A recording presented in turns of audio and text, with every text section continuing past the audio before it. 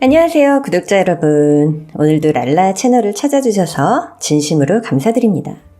오늘도 저 재미있는 사연을 들고 나왔는데요. 그럼 바로 사연 읽어보겠습니다. 반갑습니다. 매일 밤 랄라님의 목소리를 들으며 치유하고 있는 구독자이자 평범치 않은 40대 남자입니다. 저는 꽤 잘 살아왔었는데 아내를 만나며 약간의 굴곡진 인생을 산 것 같습니다. 크고 작은 사건들의 연속인 저의 이야기를 몇 자 적어보도록 하겠습니다. 부디 제 사연을 끝까지 들어주시길 간절히 소망합니다. 고등학교 때 부모님을 사고로 잃은 전 대학을 포기하고 공장에 취업했답니다. 절친한 친구가 옆에 있어서 힘들어도 서로를 위로하며 굳세게 버텼죠. 5년 동안 친구와 함께 모아왔던 소자본으로 아주 작게 분식집을 운영하게 되었어요. 월세가 35만 원인 아주 허름하고 낡은 상가에서 떡볶이와 오뎅, 순대와 튀김을 팔았죠. 음식 솜씨가 따로 있는 건 아니었지만 저희만의 레시피를 개발해서 변함없는 맛을 유지했더니 단골 장사로 꽤 잘 벌었어요. 친구와 합이 너무 잘 맞아서 시너지가 배가 되었죠. 그렇게 30대 초반까지 분식집을 해서 모은 돈으로 다른 일을 찾기로 했습니다. 친구와 많은 의견을 나누다 보니 저희는 장사 말고 진짜 사업을 하는 게 좋겠다는 결론이 났어요. 그때 전자담배가 막 한국에 들어오기 시작하던 시기였는데 저와 친구는 이거다 하고 고민 없이 전자담배 사업을 시작하게 되었습니다. 제품은 거의 중국에서 넘어왔는데 품질이 꽤 좋아서 판매가 잘 이루어졌어요. 점차 길거리에 전자담배 판매점이 생겨나며 여러 곳에 납품을 하는데 성공했죠. 그 사업으로 5년 연속 연매출 10억 이상을 달성하며 친구와 전 직장인으로 벌기 힘든 돈을 손에 거머쥐었답니다. 그런데 전자담배 사업하는 사람들이 늘어나면서 매출은 급속도로 하락하기 시작했어요. 그러자 친구는 이제 헤어질 때가 된 것 같다는 말을 건넸습니다. 정민아, 우리 이제 각자 갈 길 가자. 난 중국으로 넘어가서 의류 사업을 할 생각이야. 중국까지 가겠다고? 이거 아쉽네. 흥수 너랑 있어서 의지가 많이 됐는데. 넌 나 없어도 충분히 성공할 놈이야. 그리고 우리 엄마가 중국인인 거 너도 알잖아. 아버지 돌아가시고 혼자 중국으로 건너가 사시는데 얼마나 적적하시겠냐? 아들이 가서 효도도 좀 하고 살아야지. 듣고 보니 그렇네. 중국 가서 어머님한테 효도도 하고 사업도 번창이라 짜식아. 우리 성공해서 다시 만나자. 그렇게 저와 흥수는 각자의 길을 응원하며 이별하게 되었습니다. 전 다음 사업으로 홍삼을 선택했어요. 오래된 건강식품이자 사람들이 계속 찾는 제품이어서 결심하게 되었죠. 제가 친구와 사업해서 모은 돈을 홍삼 공장을 차리는데 모두 쏟아버려서 유통 과정에 들어가는 돈은 모두 대출로 마련했답니다. 중저가 브랜드로 출시하는 데까지 약 3개월이라는 짧은 시간이 들었는데 막상 판매를 시작해봤지만 소비자들의 외면을 당하고 말았어요. 하지만 제 모든 걸 쏟아부은 사업이기에 중도 포기는 절대 있을 수 없어서 마케팅에 많은 돈을 쏟아부어 사업 시작한 지 6개월 만에 빚을 모두 갚게 되었습니다. 이후부터는 온라인으로 대거 판매 기록을 세우면서 인터넷에 검색하면 상위에 노출되었어요. 그렇게 수년 동안 공장과 사무실에서 일만 하며 대충 쪽잠을 자며 일했더니 30대 후반이 되었을 때는 공장이 무려 3개로 늘어났고 직원도 30명이 넘을 정도로 바쁘게 홍삼 생산을 하게 되었네요. 비록 잠도 제대로 못 자고 연애도 거의 못 해봤지만 사회적 성공은 제대로 하게 되어서 너무 기뻤습니다.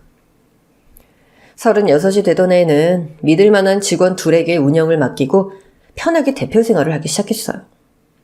계속 무리하면서 살다가 나중에 크게 아플 것 같은 느낌이 들어서 몸을 돌보기로 한 거죠. 여유를 찾다 보니 눈에 보이지 않던 아름다운 풍경도 들어오고 예쁜 여자들도 참 잘 보이더군요. 그전에는 돈 버는데 여념이 없어서 보이지 않던 것들이죠. 그래서 전 빠른 시일 내로 좋은 여자를 만나서 연애와 결혼을 하기로 계획했습니다. 믿을 만한 사람에게 소개를 받으면 좋을 거라 여겨져서 결혼정보회사로 찾아갔죠. 저에 대한 심사를 해서 조건과 외모 등 맞는 구석의 여자를 찾아주겠다며 며칠 기다리라고 일렀어요. 전 여자의 조건은 보지 않고 청순하고 현모양처 스타일이면 좋겠다고 부탁의 말을 전해놓았답니다. 그렇게 매니저를 통해 여자를 3번을 만나봤는데 다들 마음에 가진 않더라고요. 예쁘고 매력있는 분들이었지만 이상하게 끌리지가 않더라고요. 소개팅을 9번 했을 때까지도 마음에 드는 여자분이 없자 친절하던 매니저가 눈이 너무 높다면서 볼멘 소리를 했답니다. 그래서 마지막 한 명만 더 만나보고 아니다 싶으면 더 이상의 주선을 받지 않겠다고 했어요. 비록 비싼 돈을 날리게 생겼지만 좋은 경험했다 치기로 했죠. 그런데 마지막 10번째로 나타난 여자는 제 눈과 마음을 사로잡았답니다. 어찌나 아름답던지 후광이 비출 정도였어요. 전 입을 다물지 못하고 침까지 흘리며 여자분을 빤히 바라보았답니다. 평범한 흰 티에 청바지만 입고 나왔는데도 너무 예쁘더라고요. 첫눈에 반했다는 말은 물론이고 결혼을 전제로 사귀고 싶다고 바로 고백을 했습니다. 그러자 여자분은 수줍게 웃으시며 생각할 시간을 달라고 하셨답니다. 며칠 동안 카톡을 보내고 답장이 오길 기다렸는데 제 마음을 받아준다는 말은 하지 않았어요.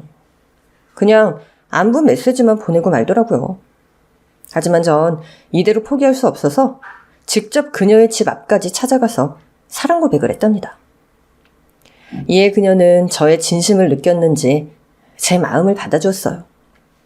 그래서 저희는 급속도로 깊은 사랑에 빠지게 되었고 사귄 지 넉 달 만에 결혼까지 하기로 했답니다. 예비 처가는 생각보다 형편이 좋지 않았는데 빚이 있거나 생활이 어려운 수준은 아니었어요. 전 사위가 되면 매달 넉넉히 용돈을 챙겨드리리라 마음먹으며 아내를 위해 해줄 수 있는 게 뭐가 있는지 유심히 살폈답니다. 그래서 결혼 후 처가를 위해 이것저것 해드리려고 했는데 아내가 이를 말렸습니다. 여보, 우리 집에 아예 못 사는 것도 아닌데 왜 도움을 주려고 그래? 괜한 데 돈 쓰지 말고 한 푼이라도 아끼도록 해. 그리고 나한테 사준 명품들 다 반품하고 와. 내가 이런 옷 좋아할 거라고 생각했어? 난 10,000원짜리 티셔츠면 만족하니까 다신 이런 데 돈 쓰지 마. 자기야, 아무리 그래도 돈을 쓸 땐 써야지. 내가 그럴 능력이 있는 거 알잖아. 당연히 알지. 하지만 난 허투루 돈 쓰는 사람이 아니야. 앞으로 생활비도 한 달에 딱 50만 원만 쓰고 나머지는 다 저금할 거야. 아내가 짠순이인 건 알았지만 이 정도로 돈을 아끼는 여자라는 건 결혼 후에 알게 되었어요.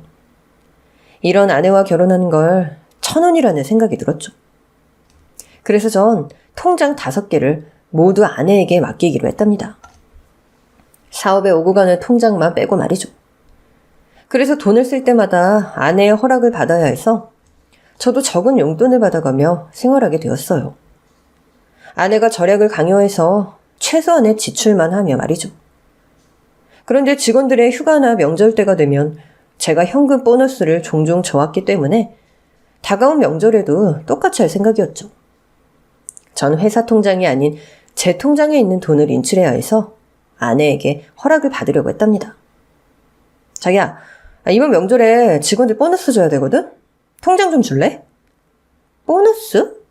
원래 연봉에 포함된 거야? 아니면 당신 마음대로 주는 거야?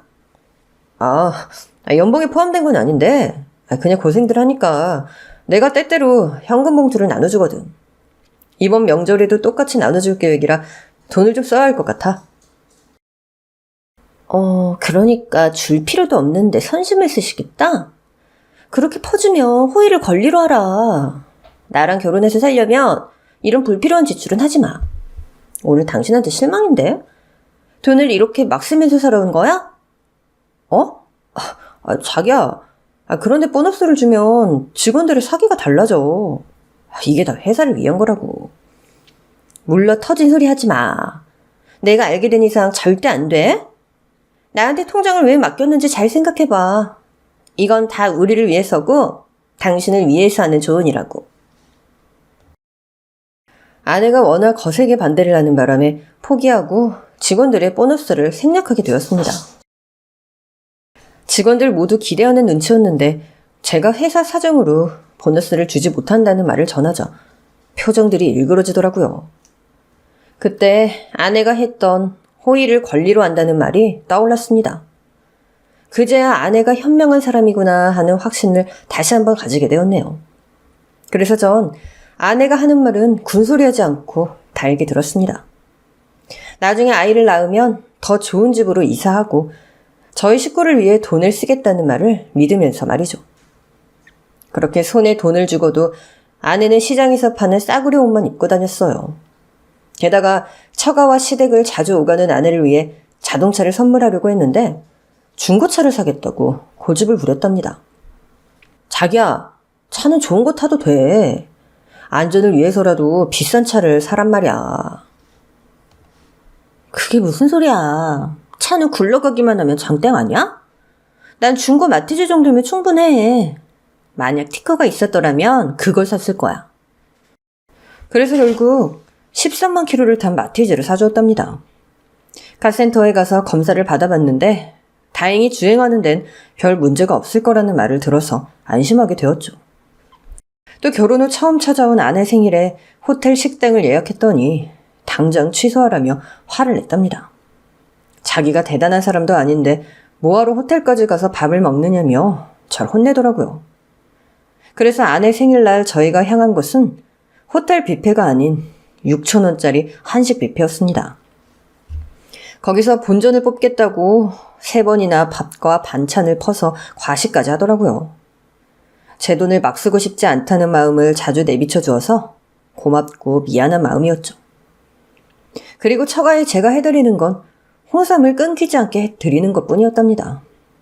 앞으로 사업이 아닌 사적으로 돈을 쓸 때는 무조건 아내의 허락을 받아야 했기 때문에 다른 선물은 일절하지 못하고 공장에 남아도는 홍삼만을 가져다 드렸죠.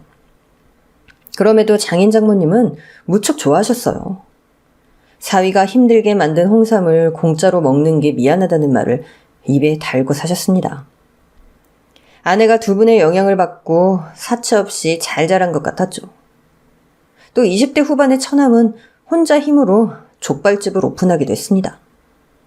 공장에서 일해 모은 돈으로 차렸다는데 얼마나 아끼고 살았을지 지레짐작이 되었답니다. 그렇게 결혼한 지 2년이 지나는 동안 아내와 늘 웃고 다정하게 지낸 것 같아요. 사랑이 식지 않아서 더할 나위 없이 좋았죠. 그런데 한 가지 고민이 있었는데 그건 아이가 생기지 않는 거였어요. 그래서 병원에 가서 검사를 받게 되었는데 제 몸에 이상이 있다고 하더군요. 20대 청춘부터 지금까지 쉼 없이 일만 해와서 그런지 몸 여기저기 적신호가 켜졌다고 했답니다. 뒤늦게 제 몸 상태를 알게 된 아내는 매일 건강식과 영양제를 챙겨주었어요. 제가 회사에 있으면 전화로 꼭 챙겨 먹으라고 확인 전화까지 했답니다. 그런 아내를 위해서라도 빨리 건강을 되찾아 아이를 가져야겠다는 생각뿐이었어요. 아내를 닮은 딸을 낳으면 제 인생에 소망하는 걸 모두 이루는 것이어서 최선을 다해 건강을 챙겼죠. 하지만 시간이 지날수록 제 몸은 빼빼하게 말라갔고 피로에 짓눌려서 쉬어도 컨디션이 좋지 않았습니다. 몸이 늙어가는 것이라 여기며 일하는 시간을 대폭 줄이면서 일상을 지냈는데 몸이 회복될 생각을 하지 않았답니다. 얼마 뒤부터는 20대 때 자지 못했던 잠이 몰아서 왔는지 하루에 14시간을 쿨쿨 잤네요. 몸이 자꾸 게을러져서 걸핏하면 결근하고 직원들이 알아서 하겠거니라는 안일한 생각으로 지냈는데 몇 주의 게으른 시간을 보내자 회사에 큰 위기가 찾아왔답니다. 저희 같은 중저가 홍삼은 지속적인 홍보가 필요한데 관리자들이 회사 자금이 부족해졌다며 일을 멈췄기 때문이었죠. 또 바람처럼 등장한 새로운 홍삼 제품들이 널려 있어서 단골 고객들도 등을 돌렸어요. 그래서 피곤하고 아픈 몸을 이끌고 회사에 나가서 위기를 극복하려고 하는데 아무래도 마케팅에 돈을 쏟아부어야 할 상황이라서 개인 자산을 털어야 할 것 같았습니다.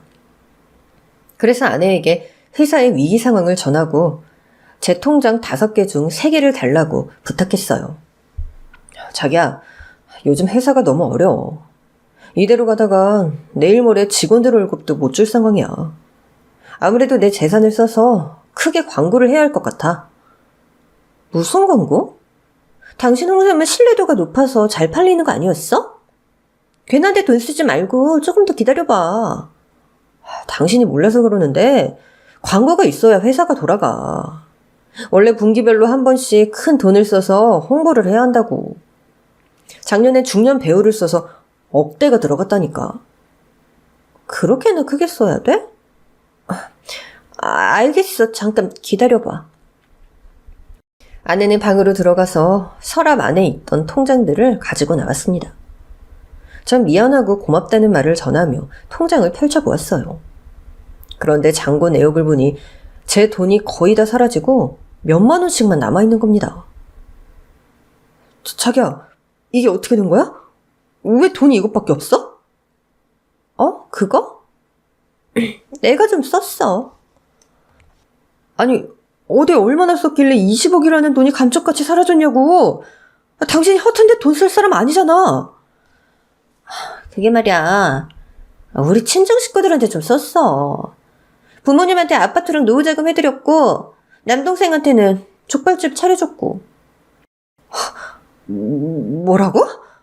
아니, 처남이 혼자 힘으로 차렸다는 족발집이 내 돈으로 마련했던 거야? 아니, 게다가 당신 부모님 아파트를 나와 상의도 없이 해드렸다고? 당신 지금 이게 뭐 하자는 거야? 나한테는 돈 한 푼 아껴 쓰라고 충고하고 명령하더니 뒤에서 이렇게 막 써대면서 지낸 거야? 어머, 당신 나한테 화내는 거야? 우리 식구가 당신이랑 남도 아닌데 왜 이렇게 흥분을 하고 그래? 어려운 친정 먼저 도와주고 다음부터는 우리를 위해서 돈을 모으려고 했다고. 그리고 당신은 부모가 없어서 들어가는 돈도 없잖아. 이게 그렇게 큰 잘못이면 나한테 돌을 던져. 아내는 제 전 재산을 마음대로 다 썼음에도 기고만장한 태도로 일관했습니다. 전 이 상황이 미칠 듯이 화나서 숨을 거칠게 몰아쉬며 아내에게 큰 소리를 내려는데 입에서 말이 나오지 않았어요. 너무 놀란 저에게 쇼크가 찾아온 거였죠. 뒷목을 잡고 버티던 전 눈앞이 흐려져서 중심을 잃고 쓰러졌답니다. 아내가 황급히 119에 신고를 해서 들것에 실려 대학병원 응급실에 가게 되었답니다. 의사 선생님은 여러 검사를 하시더니 링거를 맞고 있는 저에게 다가와서 췌장암이라는 결과를 전했답니다. 하늘이 무너지는 감정을 느끼며 화장실에서 돌아온 아내에게 바로 알렸어요. 자기야, 나 암이래. 췌장암 2기래. 뭐야? 암이라고? 이걸 어째? 당신 그동안 건강 잘 챙겼는데 어떻게 암에 걸릴 수가 있는 거야? 아무래도 과거에 몸을 사리지 않고 일만 해서 그런 것 같아. 잠도 안 자고 제대로 먹지도 않고 돈 버는 데만 열중했으니까 몸이 남아나질 않은 거지. 큰일이네. 그래도 요즘 암은 쉽게 고친다니까 너무 걱정하지 마. 내가 옆에 있을 테니까 두려워하지 마. 고마워, 자기야. 그런데 우리 하던 이야기는 마무리 지어야지. 내가 친정에 당신 돈을 쓴 건 미안하게 됐어. 부모님한테 말씀드려서 그냥 집을 팔라고 할까? 아니야, 내가 속이 좁았어. 당신 부모님이 내 부모님과 마찬가지인데. 아까는 나도 모르게 화가 났나 봐. 미안해.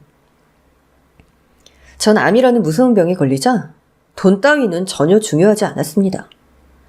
아내가 처가에 얼마를 썼든 모두 이해하기로 했죠. 저의 췌장암은 2기였고 다른 장기에 전이가 되지 않은 상황이라 수술과 항암 치료로 나을 수 있다고 의사 선생님이 말했습니다.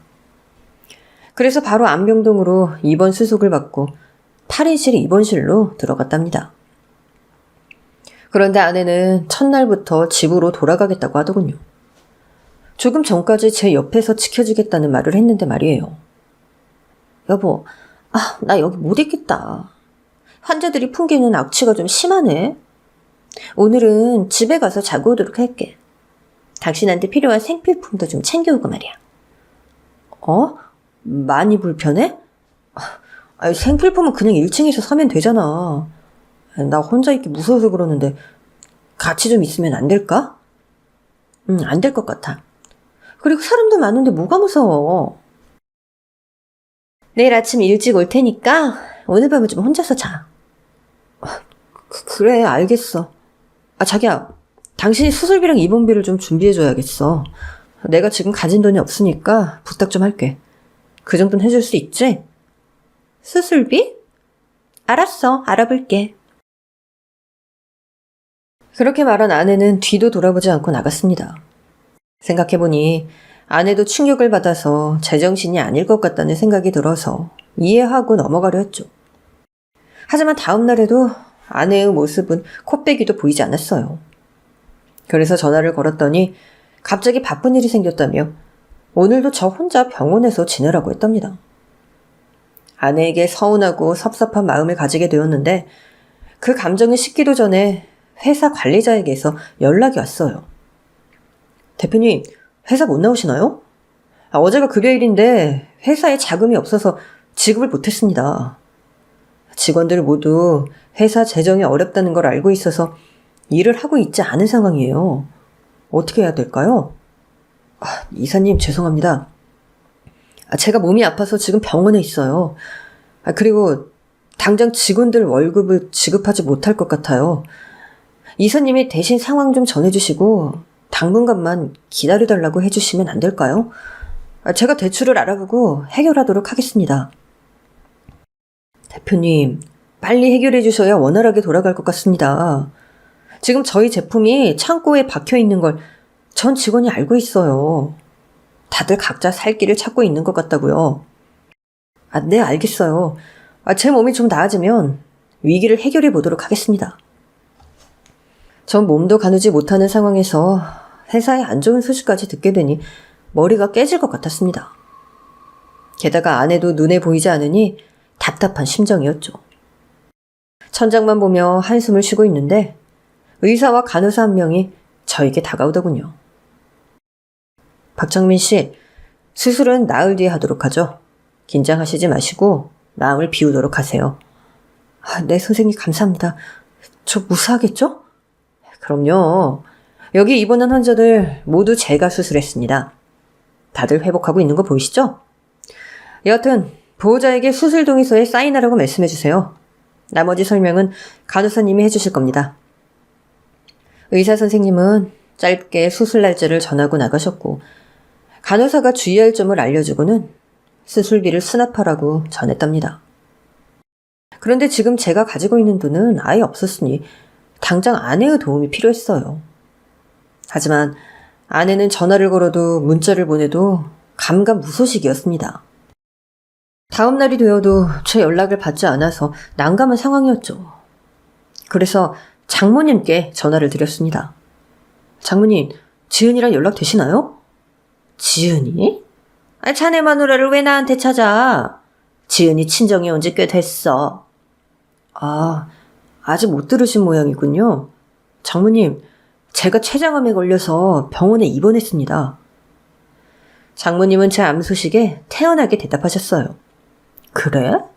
몸 관리를 어떻게 해서 그 지경이 됐어? 요즘 기술이 워낙 좋으니까 수술 받으면 나을 거야. 조만간 문명 가도록 할게. 장모님, 그것보다 제가 지금 좀 많이 급한 상황이거든요? 당장 수술비를 내야 되는데 지은이가 연락이 안 돼서요. 그게 무슨 소리야? 자네 수술비는 자네가 내면 되잖아. 잘 나가는 사업가가 나 같은 노인네한테 왜 그런 소리를 해? 장모님, 제가 지금 급하니까 말씀드리는 거니까 기분 나쁘겐 듣지 마세요. 그동안 지은이가 제 돈으로 장인 장모님의 아파트를 마련해주고 처남 가게까지 차려줬더라고요. 그리고 지은이 마음대로 여기저기 제 돈을 쓴 모양이에요. 엊그제 통장을 봤더니 잔고가 텅 비어있는 걸 알게 되었죠. 그리고 제 회사 사정이 좋지 않아서 돈 나올 구멍이 하나도 없습니다. 그래서 지은이랑 빨리 연락해서 수술비를 충당해야 된다고요. 구구절절 설명했더니 장모님은 성을 내셨습니다. 지금 자네 돈을 우리한테 쓴 것 때문에 수술비가 없다는 소리라는 건가? 꼴랑 아파트랑 내 아들 족발집 하나 차릴 돈만 썼을 뿐인데 말이야. 자네 생각보다 가진 게 없었구만. 그런 줄도 모르고 내 귀한 딸을 내줬으니 억장이 무너지네. 장모님, 나중에 제대로 혼을 내주세요. 지금은 다른 것보다 수술비가 시급해요. 나도 지은이랑 연락이 안 되네. 그러니 수술비는 자네가 알아서 하게. 장모님, 그럼 장모님께서 좀 도와주시면 안 돼요? 뭐야?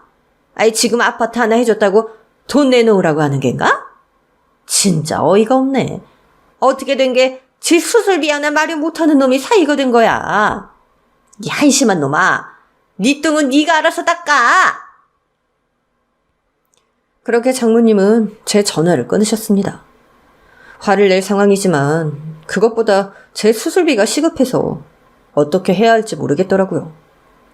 아내는 무슨 이유인지 작정하고 제 연락을 피했습니다. 다음 날까지 아내에게서 연락이 없어서 돈을 빌리기로 결심했습니다. 핸드폰을 열어서 전화번호부를 살펴보는데 저에게 도움을 줄 사람이 누가 있을까 골똘히 생각해봤어요. 한두 푼도 아니고 큰 돈이어서 누구에게 전화를 걸지 큰 고민을 했답니다. 그래서 사업하며 교류했던 사람들에게 전화를 걸어서 제가 처한 상황을 전하며 돈을 빌리려고 했는데 하나같이 사정이 힘들다며 거절하더라고요. 예전에 제가 도와준 거 기억 안 나느냐고 말하고 싶었지만 더럽고 치사해서 그냥 전화를 끊어버렸죠. 그렇게 전화번호부를 계속 뒤지다 보니 오래전 저와 분식집과 전자담배 사업을 같이 했던 흥수가 보였습니다. 친구가 중국으로 떠나고 10년 이상을 바쁘다는 핑계로 연락도 못하고 만나보지도 못했는데 지푸라기라도 잡아야 할 상황이라 전화를 걸었답니다. 흥수야, 오랜만이다. 나야 청민이. 그동안 잘 지냈니? 청민아. 진짜 오랜만이다, 야. 이게 몇 년 만이야. 우리 10년 넘게 연락이 끊겼었지? 그런데 네 목소리 들으니까 꼭 어제 만난 것 같다, 야. 요즘 어떻게 지내? 반갑게 전화를 받아준 흥수는 제 사정을 귀담아 들어주었고 암에 걸렸다는 말에 크게 놀랐습니다. 어쩌다 암까지 걸렸어. 너나 나나 몸도 돌보지 않고 일만 했으니 이렇게 되는 게 당연한 건지도 모르겠다. 사실 나도 재작년에 사업을 완전히 말아먹고 반년 이상 집에서 은둔 생활을 했어. 그런데 아내 덕분에 힘을 내서 다시 사회로 나왔지. 너도 그런 힘든 시간을 보냈구나. 그럼 지금도 사정이 좋지 않은 거야? 아무리 사정이 안 좋아도 내가 친구 수술비 하나 못 내줄 것 같아? 내가 당장 수술비 입원비에 간병인까지 다 해줄게. 여윳돈까지 다 보내줄 테니까 계좌번호 불러봐. 그래 흥수야. 진짜 고맙다. 네가 내 생명의 은인이야.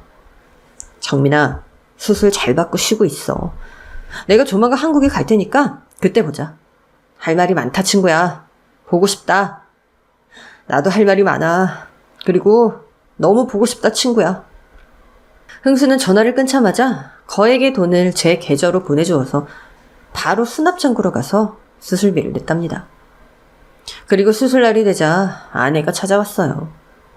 그녀는 그동안 못 본 화려한 옷과 구두, 명품백까지 딴판이 모습이었습니다.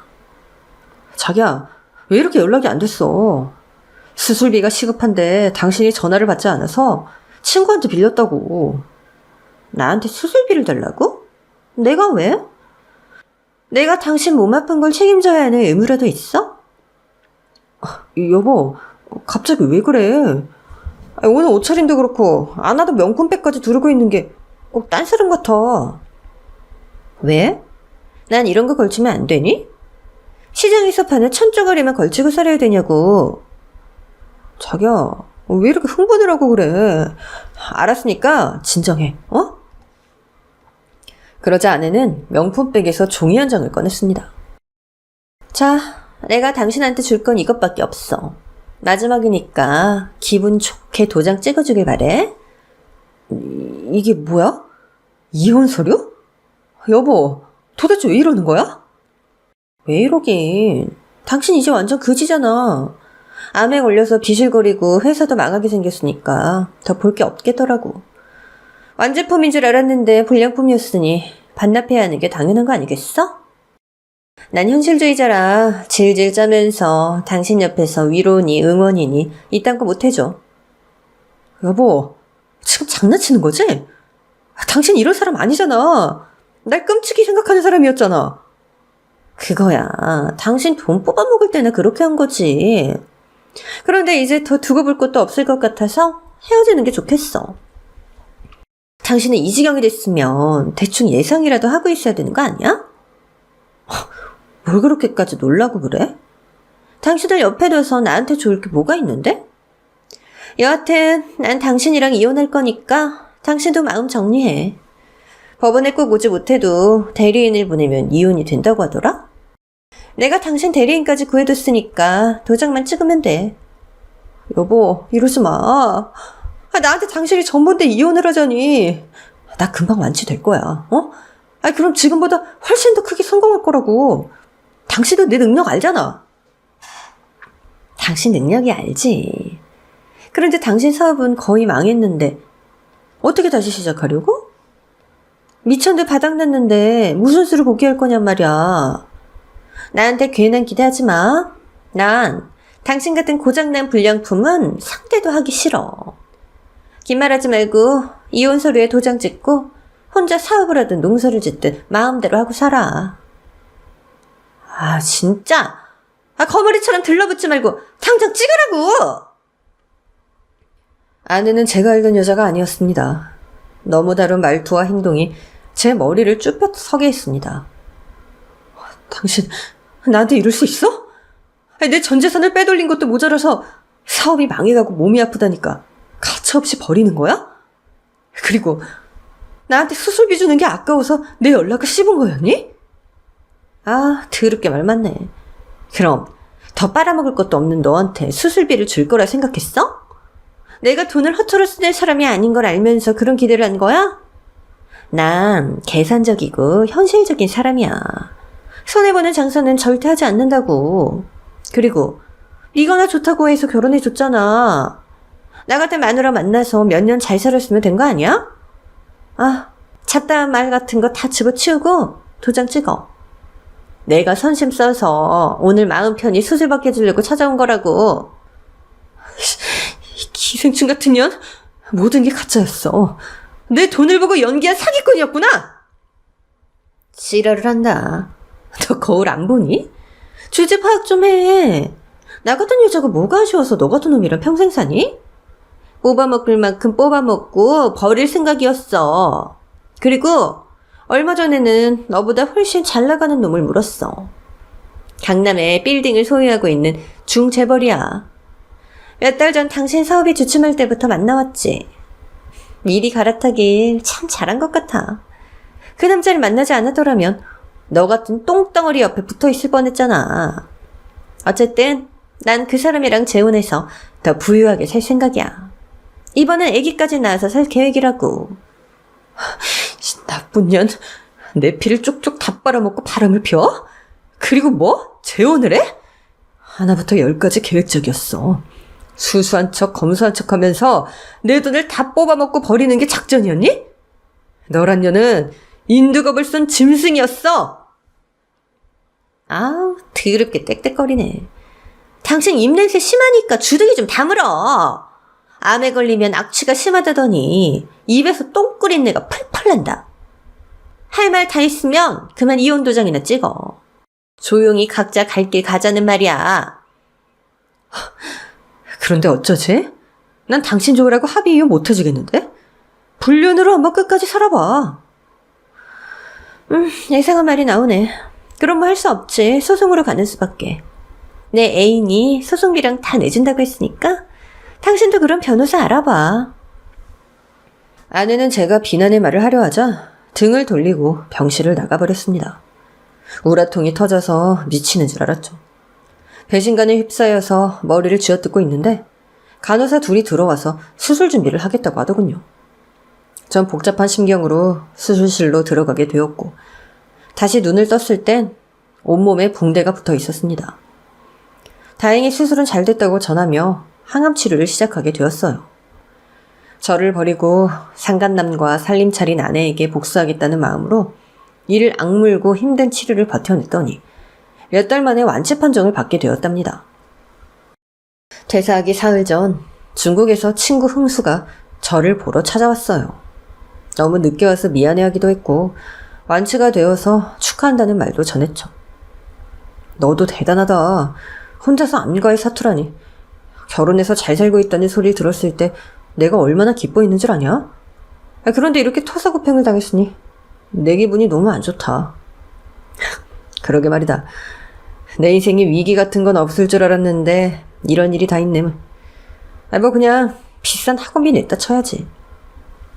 친구야, 그래서 내가 이렇게 왔잖냐. 널 구해주려고 말이야. 우리 예전에 분식집에서 같이 일했던 거 기억하지?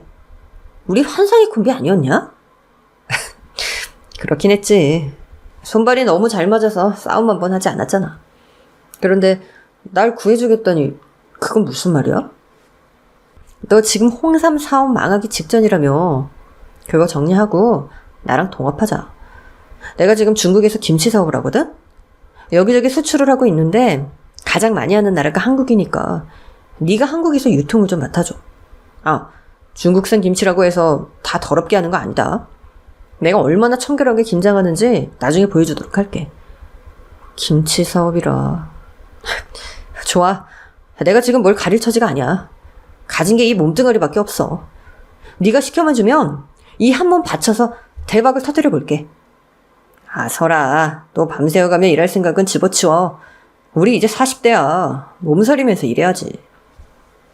그렇게 친구의 제안을 받아들이고 홍삼 공장을 정리하고 김치 창고로 변신시켰습니다. 저를 믿고 남아준 직원 몇 명이 있어서 그들과 팀이 되어 흥수의 자본으로 마케팅을 하고 운송까지 직접 했답니다. 흥수는 중국과 한국을 오가며 사업 실태를 살폈고 확장하는데 애를 써주었어요. 제가 도움이 되어서 그런지 모르겠지만 저희 김치 사업은 매달 매출이 우상향했답니다. 그리고 흥수가 저를 과하게 챙겨주어서 수익의 5%씩 남겨주었어요. 적다고 느낄 수도 있지만 5개월 만에 300억대의 매출을 올려서 20억의 돈을 벌었으니 엄청난 처사였답니다. 바람나 도망간 마누라가 저에게 뽑아먹었던 만큼의 돈이었죠. 모든 일이 슬슬 풀려가는 가운데 이혼은 아직 하지 못했습니다. 양쪽 변호사가 계속해서 피 튀기는 싸움을 하고 있어서 결과가 나오지 못했죠. 어떤 사람은 이혼 소송을 5년 넘게 하는 경우도 있다는 설명을 하며 차분히 진행하자고 변호사가 말했답니다. 그런데 마누라가 도망간 지 1년 만에 무슨 일인지 절 찾아왔어요. 화려한 치장은 온데간데 없고 수수한 복장으로 왔더라고요. 여보, 그동안 잘 지냈어? 난 그렇지 못했어. 뭐야? 당신이 어떤 년인지 다 알고 있는데 왜 조신한 척이야? 당신도 참, 이게 진짜 내 모습이야.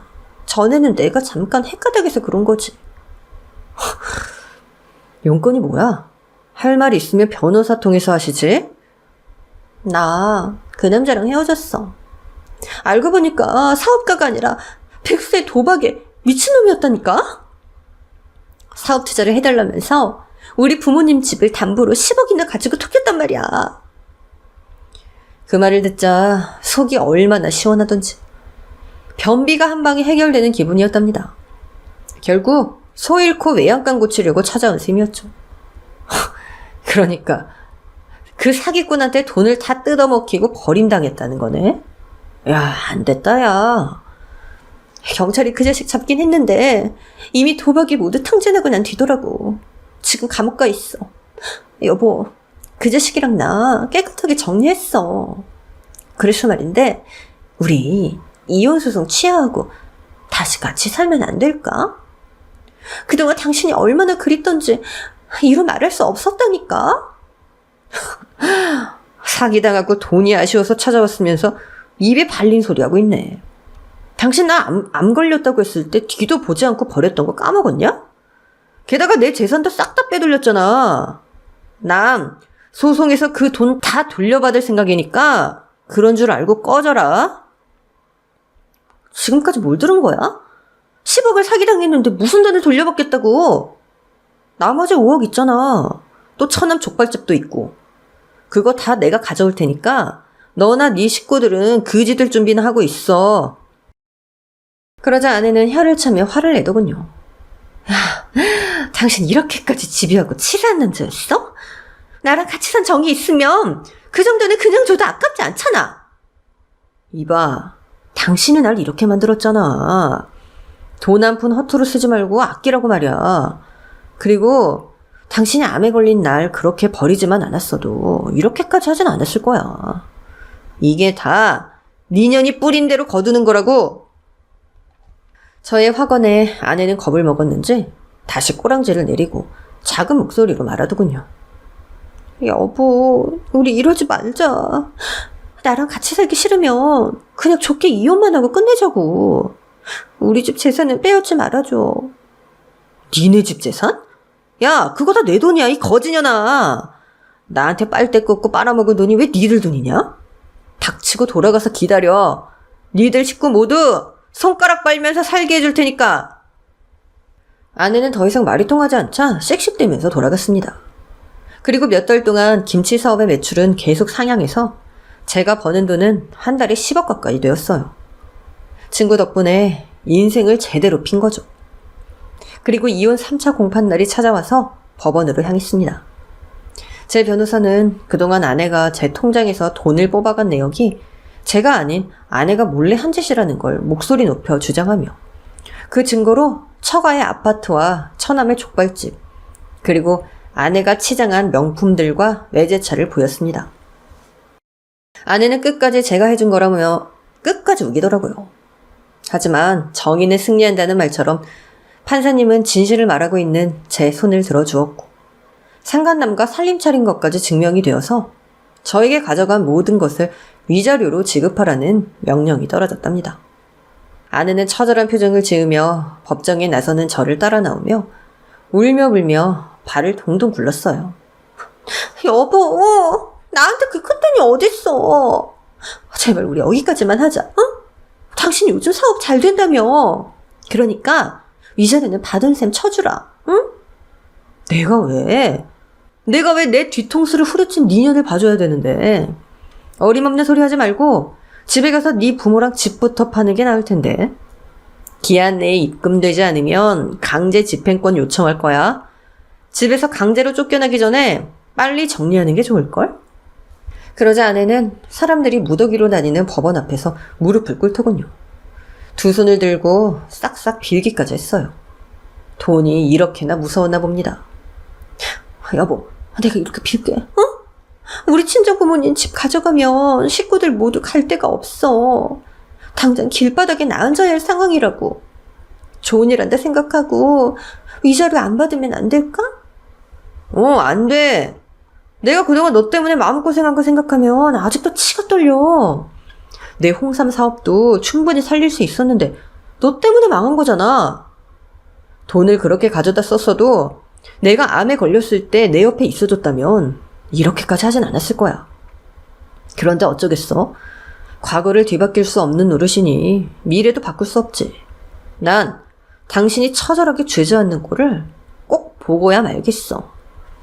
아내는 오열하며 계속 용서를 빌었지만 제 마음은 조금도 움직이지 않았답니다.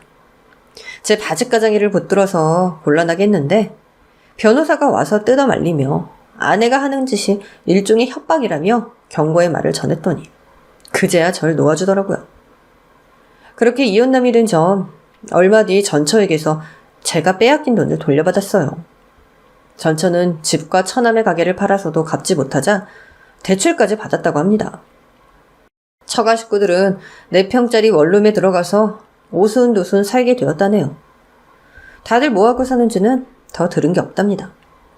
그리고 이전보다 훨씬 더 큰 성공을 이룬 전 흥수와 같이 중국과 한국으로 가며 일하고 있어요. 이혼 후 다른 여자들이 눈에 들어오긴 했지만 쉽게 사랑을 시작하지는 못하고 있습니다. 전처처럼 뒤통수를 치는 게 아닐까 하는 의구심이 들어서 혼자 지내고 있네요. 그런데 연애를 하지 않고 혼자 조용히 사는 것도 제법 살만한 인생인 것 같아요. 예전에 왜 그렇게 결혼을 하고 싶어서 안달을 냈는지 제 자신이 이해가 되지 않기도 하답니다. 이렇게 저와 전처의 사연은 여기서 마무리해야겠습니다. 아무쪼록 재밌게 들어주셨길 바라며 응원 댓글 부탁드립니다. 오늘의 사연이 재밌으셨다면 구독, 좋아요 버튼을 눌러주세요. 그럼 전 다음에도 재미있는 사연으로 돌아오겠습니다. 안녕!